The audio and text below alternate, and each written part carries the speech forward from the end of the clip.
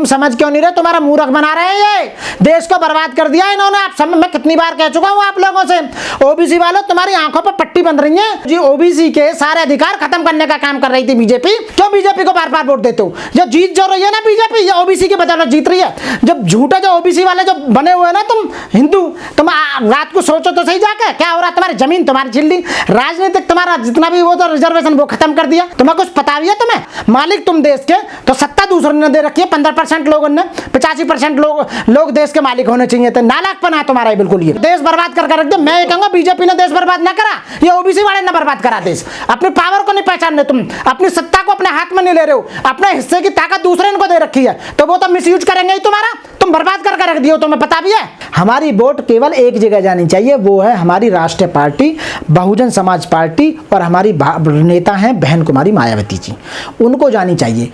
क्योंकि यूपी में जो बौद्ध में आपको कल्चर दिखाई दे रहा है, दिल्ली से लेकर लखनऊ तक आप देखेंगे डिफरेंट टाइप के पार्क बनाए गए हैं, स्कूल्स बनाए गए, यूनिवर्सिटी बनाए गए, वो केवल बहन कुमारी मायावती जी के शासनकाल में बनी है। उन्होंने बनाया, उससे पहले कुछ नहीं था।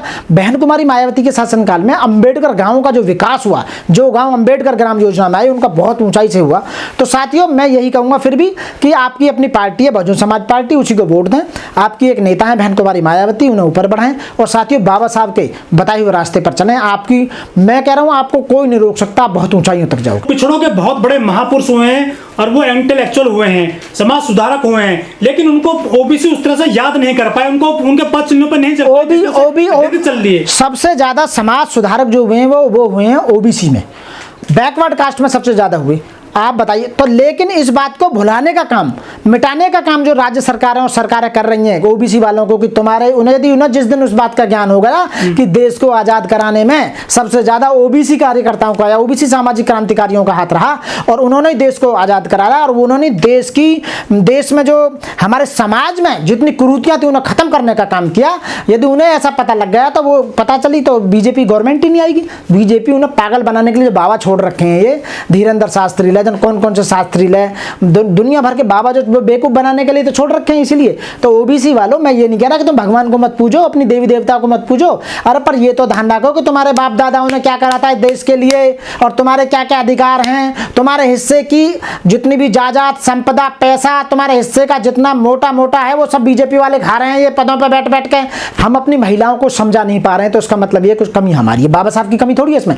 बाबा साहब ने महिलाओं को पढ़ने का अधिकार दिया, सभी जातियों की महिलाओं को पढ़ने का अधिकार दिया। उस समय तो किसी जाति को पढ़ने का अधिकार ही नहीं है। पढ़ने लिखने के बाद राष्ट्रपति, प्रधानमंत्री, राज्यपाल, ये दुनिया जज वगैरह सब बन रही है, वो बाबा साहब की मेहरबानी तो है। महिलाओं को शुक्रगुजार होना चाहिए कि तुम्हारा मुक्तिदाता बाबा साहब डॉक्टर भीमराव अम्बेडकर थे, और हमारी ये ड्यूटी बनती है, हम अपनी माँओं को, अपनी बहनों को, अपनी पत्नियों को, अपने समाज की बच्चियों को ज़्यादा से ज़्यादा ये बाबा साहब के बारे में बताएं कि आप ढकोसलेबाजी में ना आए, आप पूजा पाठ में ना आए। सब कुछ बाबा साहब ने दिया था 5000 साल पहले, जब तक बाबा साहब ने संविधान नहीं बनाया था, अधिकार नहीं दे, जब ये सारे देवी देवता कहाँ चले गए थे, जब तो तुम्हें मंदिरों में भी नहीं चढ़ने देते थे। तो आप सोचिए, बाबा साहब को पढ़िए।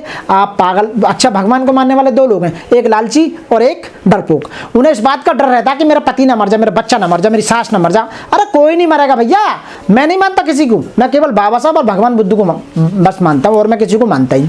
तो साथियों आप जो भगवान बुद्ध को पढ़ें, बाबा साहब को पढ़ें, अंधविश्वास में ना पढ़ें। साथ जो राजनीतिक दल हैं, जो नेता हैं, वो बाबा साहब को पूछते हैं, कंधे पर ले घूमते हैं, वो केवल विचारों को नहीं मानते। वो केवल ऐसा ही है, विचारों पे ताला, बाबा साहब के विचारों पे ताला लगा रखा। केवल वोट लेने के लिए वो बाबा साहब की तस्वीर को लेकर चलते हैं। जैसे पिछली बार बीजेपी ने कहा कि बाबा साहब की जो जयंती पूरे देश में बनाई जाए। अरे भाई वोट लेने का मामला है। आप बताएं हमारी वोट कितनी महंगी है? हमारी वोट क्या हमारे बाबा साहब को मनाने से हम वोट दे देंगे? बिल्कुल नहीं देंगे। पूरी दुनिया में सबसे ज्यादा मूर्तियां हैं तो बाबा साहब डॉक्टर अम्बेडकर की हैं, और यदि कोई पूरी दुनिया में किसी के फॉलोवर्स हैं सबसे ज्यादा, वो डॉक्टर बाबा साहब भीमराव अम्बेडकर के हैं।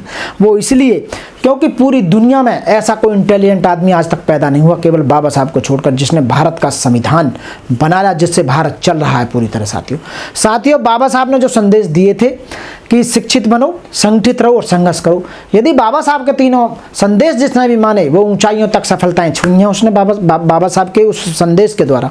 तो साथियों, में हमने जो तैयारी कर रखी है 14 अप्रैल हमारा पर्व के रूप में, जैसे ये पर्व है, राष्ट्रीय पर्व है 26 जनवरी, 15 अगस्त, 2 अक्टूबर, तो मैं ये सरकार से गुजारिश करूंगा कि इस 14 अप्रैल को राष्ट्रीय पर्व के रूप में घोषित किया जाए साथियों, क्योंकि इतना बड़ा पर्व, इतनी बड़ी मतलब जयंती किसी महापुरुष की मनाई ही नहीं जाती जैसी बाबा साहब की मनाई जाती है, क्योंकि उनके फॉलोवर पूरी दुनिया में हैं और पूरे देश में नहीं विदेशों में भी बड़े बड़े लेवल पर बाबा साहब की जयंती मनाई जाती है।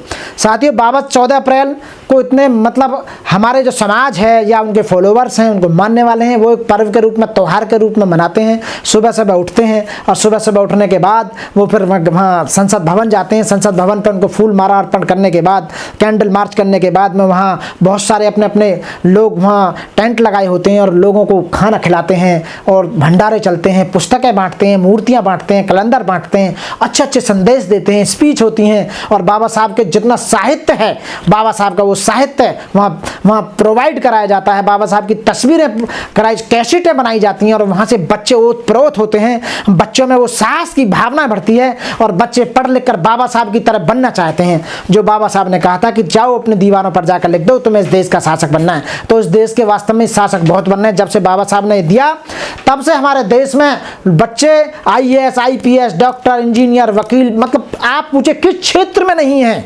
हम सब क्षेत्र में हैं साथियों। इतने के बाद भी हमारी जो सरकारें हैं वो SC ST को दबाने का काम कर रही हैं, बाबा साहब के नाम को कमजोर करने का काम कर रही हैं। बाबा साहब की जो छुट्टी घोषित होनी चाहिए थी दिल्ली में, वो 14 अप्रैल से एक दिन पहले छुट्टी आती है, वो दुख भरी बात है साथियों। कितनी बार लोगों ने बोला है और रिक्वेस्ट की है सरकार से, लेकिन सरकार मानने को तैयार नहीं है। बाबा साहब को सन 1990 में तो जाके बाबा साहब को उन्होंने भारत रत्न का वो दिया सम्मान, जबकि वो उन्हें तो बहुत पहले मिल जाना चाहिए था। अरे जो देश के पहले लॉ मिनिस्टर है जिन्होंने संविधान बनाया, नारी के मुक्तिदाता, किसी भी समाज की महिला को पढ़ने का अधिकार नहीं था, वो बाबा साहब ने उन नारियों को सम्मान दिया। बाबा साहब ने कहा जिस समाज या जिस देश की नारियां पढ़ी लिखी होंगी उस देश कई गुना ज़्यादा डेवलपमेंट करेगा।